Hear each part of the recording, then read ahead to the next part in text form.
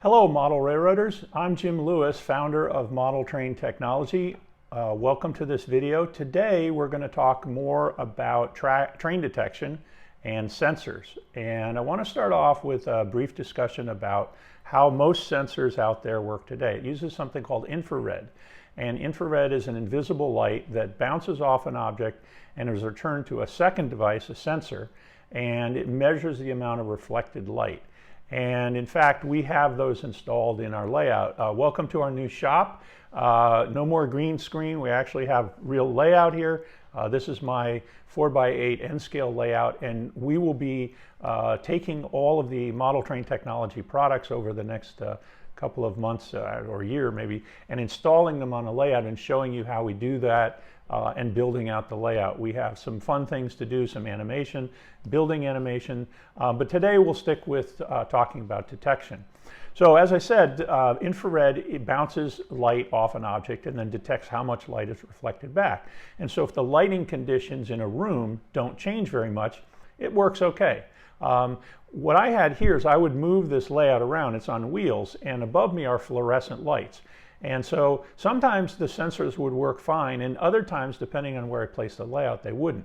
I also got many calls from folks who had taken, had sensors hooked up to, let's say, a Kato crossing gate was one great example. And when they took it to the trade shows with all those sodium lights in the giant hall they were in, they would stop working, and it frustrated them. So that's how we came up with the precision detector. It doesn't use reflected infrared light. It measures the distance to an object as it passes in front of it. And as a result of that and the technology behind it, it's much faster, much more reliable, and it's really precise down to 1 millimeter. So you can make it detect one train on one track nearby and ignore the train beyond it. And with reflected light, that's not necessarily the case. You could have a black car, train car going in front of it and on the next track, and a white car, and it might reflect just enough light to detect that train if it was going horizontally. So anyway, we wanted to get away from that, and that's how we came up with the precision detector. I have the family of detectors here. This is the O scale. Also, G scalers using the same size. It's the same thing with the hole for the sensor in the back. Here's the most popular one. Really, is the HO scale. Very simple, that mounts on the track, and the signal, which typically is what people are triggering with this, would be mounted next to it. Here's the G-scale milestone version on a rubber base, and then here are the most recent versions of the sensor using the N-scale mount plug. This is actually the HO milepost, and it's the same sensor, all the same, the sensors use the same technology. So with that, let's introduce the next member of the family, which is the nano sensor. Nano is the smallest measurement in this family, and it's really operationally it's identical to the way these work, except in this case the sensor is mounted on a thin board and some circuitry and some design engineering, plus a new remote brain, if you will. This is the controller, and this wire that you may be familiar with that comes with all the sensors has the two power wires and the sensor wire, and you just plug it in and mount this under the track. It's really simple. There's a terminal block here. There's a single push button which allows you to adjust the timeout timing as well as the scale that you want to use, and we left in the auto range sensing so that this sensor doesn't necessarily have to go into the track. It can go anywhere that you can fit it, and it has a 150 millimeter range that you can set. So if you put it into auto range and put an object this far away and set it to auto range, it'll measure that distance, and we'll demonstrate that a little bit later. So that's the nano sensor setup. I have a piece of N-scale track here. So this is just laying flush on the desk. And I'm going to take this, I've cut one set of rails here, and this just slides right under. It's just amazing. And so that's what we're going to be doing next. I'll show you how to put that on the N-scale layout. Now on my layout, I already ballasted and glued the track down. So many of you may be in that situation where, oh gosh, do I have to take the track up and drill a hole? And the answer is no. You can do it just with the track in place. You'll have to drill a hole, but you don't have to drill a hole through the rails and dig it all up. So we'll show you how that works. Of course, if it works for N scale, it will also work for HO and just fits in there beautifully. And just we'll show you how you wave your hand over it. Now, one of the things, I've had kids in the layout, and they'll lean over, and if you're using infrared, the infrared will bounce off your head and set off trip the sensor. And I had that when I took this to a show. Kids were waving their hands over it, not to set the sensor, they didn't know, but it messed up all the time. So now with the N scale setting, which is just one push button, it's about 12 to 15 millimeters, which is just barely hitting the bottom of the car or the trucks, and you can wave your hand over and it won't detect it.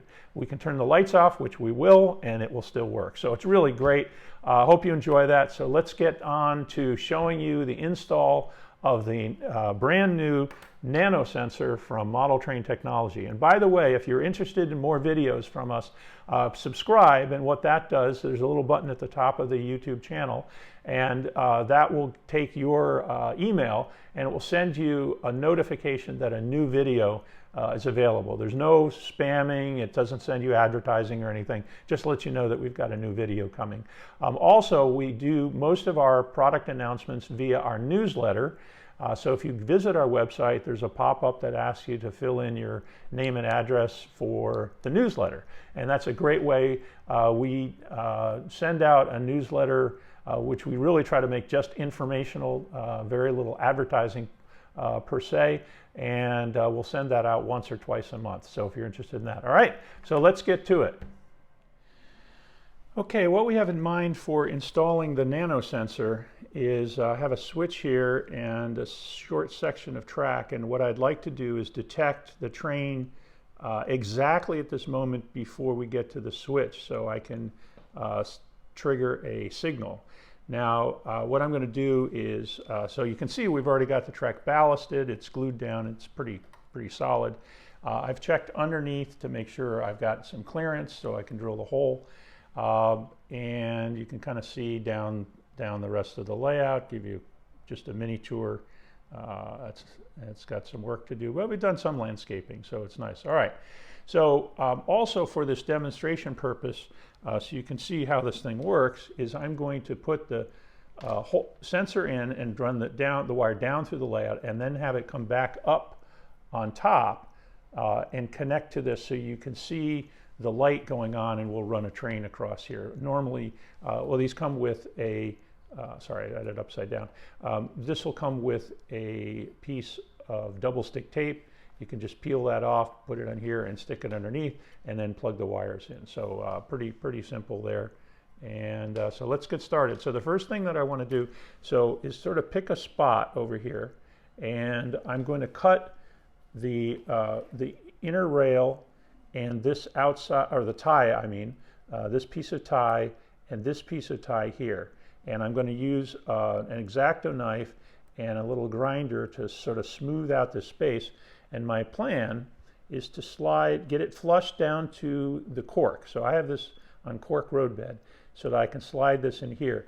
Now, in the Nano version for N scale, you can see that I can't see, let's do it this way.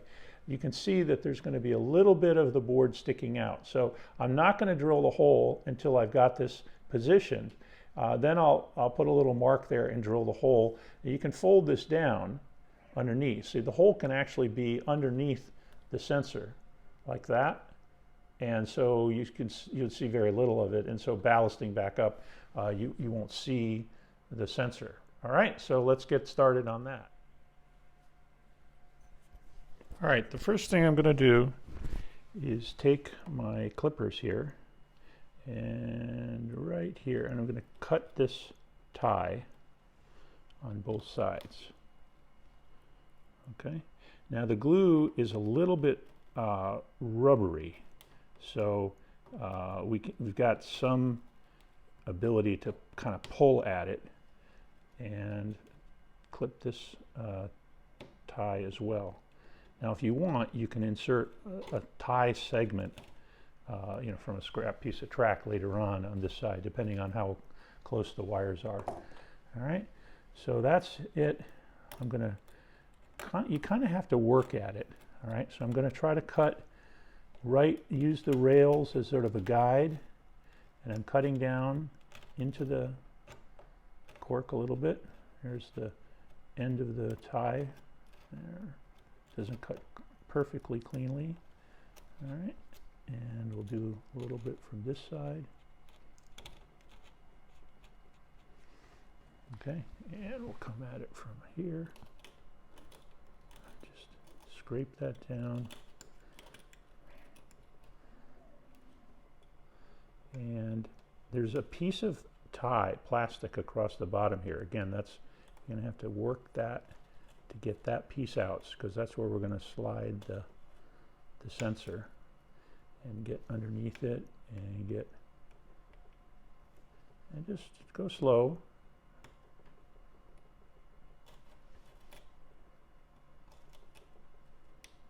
There we go.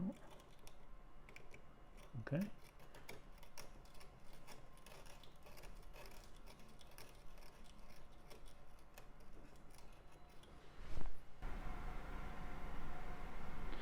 All right, I don't have a mini vacuum cleaner, so I paused the camera for a minute just to get the vacuum to scrape up a little bit of ballast that I had in there. I'm kind of getting close to where I need this to be. All right, so let's, all right, and I have this little file here. Give me a nice flat surface.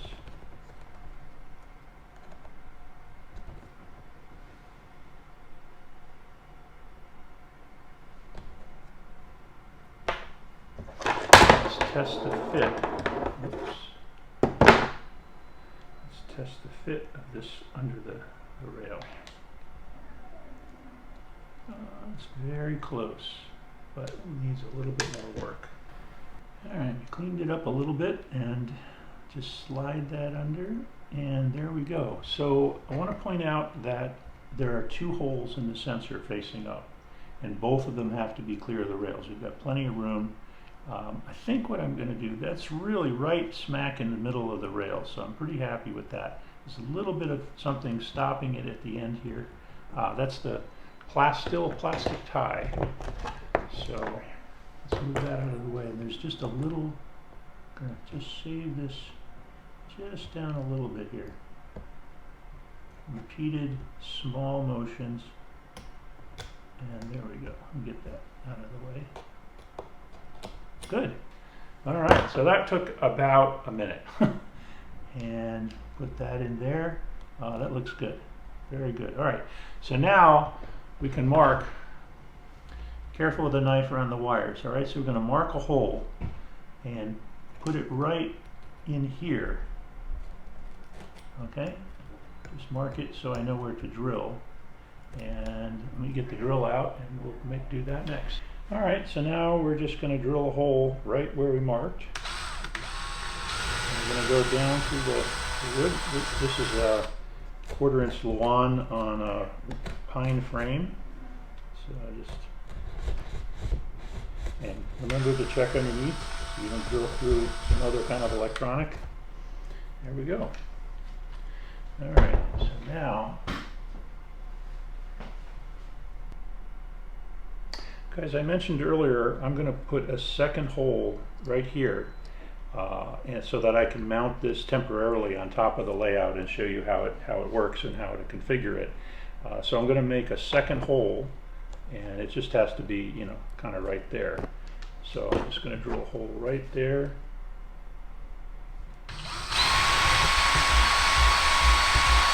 I had to drill at a little bit of an angle because there's a 3/4" piece of pine right here. So just slight angle and drill off. I can feel it went through. So there we go.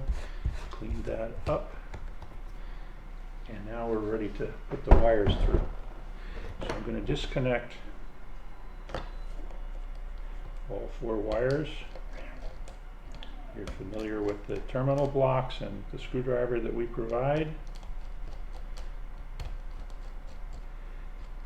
And that's it. I'm going to just Gently twist these so they don't give me a hard time going down through the hole. Okay, and pull that through. All right, make sure you get the sensor oriented facing up. Slide it in. There's a little bit of cork there. Just get that out of the way.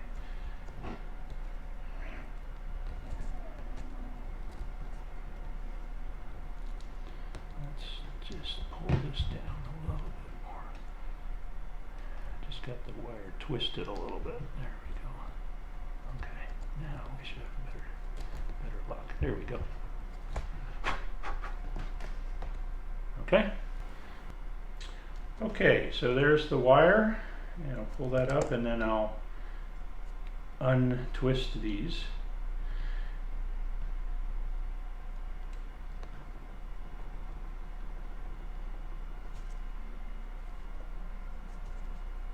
Okay, and now we'll connect these back up.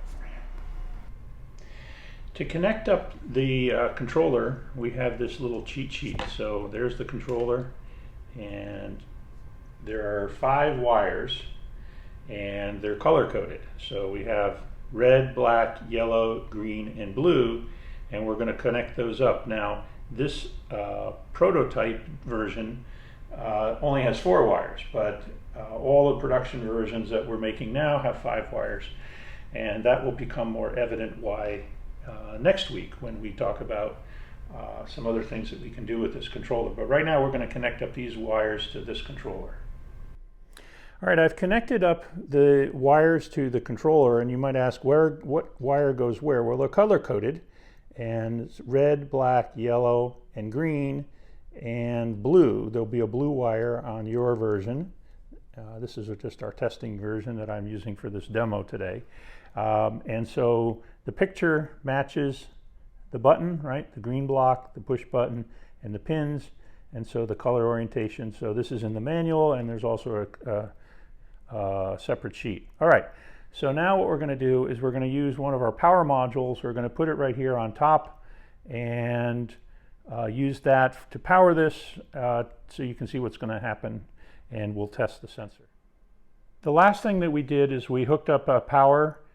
This connector only goes one way, 2 reds, 2 pins, and the sensor wire. And the sensor wire, of course, can be connected up to any of our signal controllers or the precision detector relay, so you can turn solenoids on and off, double pole, double throw switches, and of course the whole suite of signals that we have for Model Train technology. Using the push button, the push button allows you to set the scale for what the detection is from N scale, HO, O and S scale, and there's even an auto range version. You can set it at any height that you want. And then also the timeout, this is immediate, but you can set it to 5, 10, 15, 30, 45, and 60 seconds delay. Very useful for different animation effects, like a crossing signal, a train goes by and you want the flashers to go on for another 5 or 10 seconds. You can set that. And as I said, there'll be a piece of foam double stick tape, and you can just mount that under the layout. Really, really simple. Super happy with that. All right, so this is an ambient light. I have this really powerful LED light, and I'm going to shine it directly over the top of this, and I hope you can see. Whoops, I derailed the train. Come on. There we go. So I hope you can see that the light's going on and off. And let's do total darkness. Oh, I can't even see the train now, but you'll be able to, I'm going to move the train back and forth, and you can see the sensor is activating to that. Okay, so you don't have to set it for any lighting condition or a set lighting condition. It'll work anytime, anywhere, in tunnels, and so forth. So that's the Nano sensor or Nano detector from Model Train Technology. Visit our website, www.modeltraintechnology.com, or you can call us at 407-242-5436. I hope you enjoyed that. We have more cool things coming next week, so stay tuned.